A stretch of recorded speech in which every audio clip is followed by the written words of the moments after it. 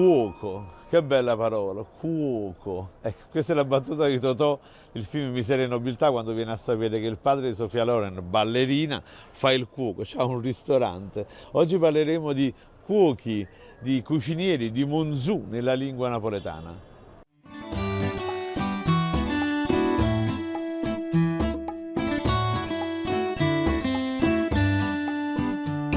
Monzù era la parola con la quale i napoletani indicavano i cuochi di scuola francese, i cuochi fornuti, i migliori cuochi, quelli delle famiglie aristocratiche napoletane.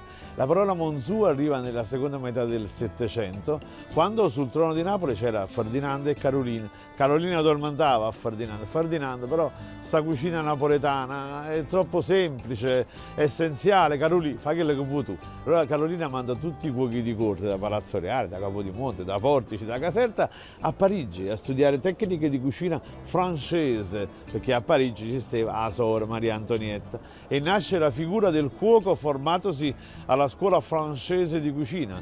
La parola Monzù, che poi è la napoletanizzazione della parola francese Monsieur, sapete, per noi siamo appiccicati con le lingue straniere e quindi Monsieur diventò Monzù e nacque il famoso ritornello Monzù, Monzù, e aiuta a zoccoli in un ragù, magnatelle solo tu. E infatti il piatto simbolo della cucina di Monzù era un ragù, naturalmente. Il ragù, quello che deve pappiare, pappuliare per 7-8 ore, insomma.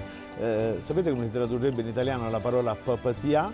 Sobbollire. Cioè, a parte che sobbollire è una parola tristissima, ma secondo voi c'è un ragù che ha sobbollito per 3 ore, poi dello stesso sapore del ragù che ha papatiata 3 ore. Ecco, il napoletano trasmette sensazioni, sentimenti. Bene, ci voleva cura per fare il ragù, tutto nella perfetta proporzione. Non mettere troppa carne a cuocere, ecco, tutto deve essere equilibrato. E ancora oggi, quando uno vuole fare più cose contemporaneamente, si usa dire dall'arte culinaria non mettere troppa carne a cuocere. In cucina nascono tanti modi di dire, per esempio è caduto maccherone in due case, oppure è caduto broccoli in due lard, quando le cose già andavano bene, come dire, continuano ad andare ancora meglio. Ecco, in napoletano sta piovendo in da terratoia. Oppure sempre dall'arte culinaria, un detto della mia infanzia era carne cruda e pesce cotto, cioè la carne si può anche mangiare, insomma, al sangue, ma il pesce deve essere ben cotto. Oggi invece, come sapete, tutto ciò è stato smentito, i nostri figli mangiano pesce crudo ogni momento. E sempre dall'arte culinaria ci sta sempre chiavo cotto e chiavo crudo quando le opinioni non collimano, oppure una bellissima è caurara guardata, non vuole mai. Quando uno si aspetta, c'è una grande aspettativa per qualcosa, accade sempre poi che non si realizza. Ma quando caurara vuole, ottici subito i maccheroni, cogli l'attimo, non puoi perdere tempo, profitta della buona occasione. Carpe diem. I maccheroni si mangiano da niente. Voglio, le cose vanno fatte sempre con velocità, i guai si affrontano subito, insomma. O su pierchio, non poco pierchio, questo è vero, in italiano sarebbe il troppo storpia. Che ne so, o ti mangi sta manestra o ti butta la finestra, voglio, non ci sono alternative. Che sia sito e si chiama Sabella. Per 3 calli di sale si è persa la manestra, hai fatto tanti investimenti, alla fine hai fatto tante economie, poi per un piccolo risparmio. 3 calli, che era un sottomultiplo del tornese, per 3 calli di sale, una quantità infinita, alla fine hai perso tutto il lavoro svolto.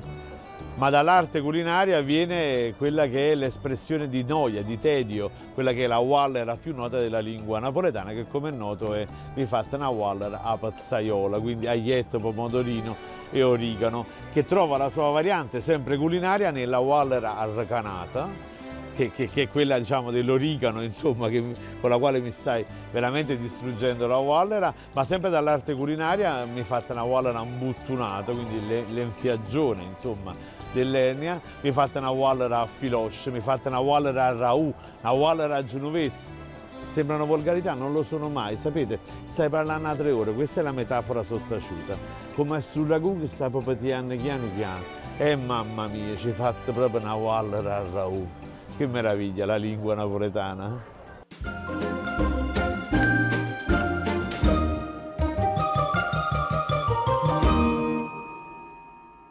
O calendario Napoli 2026, il calendario della napoletanità. Ogni giorno un cartello di Pasquale De Stefano, detto Pasquale Numarare, e un motto napoletano commentato sarcasticamente da Amedeo Colella, che sono io. O calendario Napoli 2026, perché i ritti antichi non falliscono mai.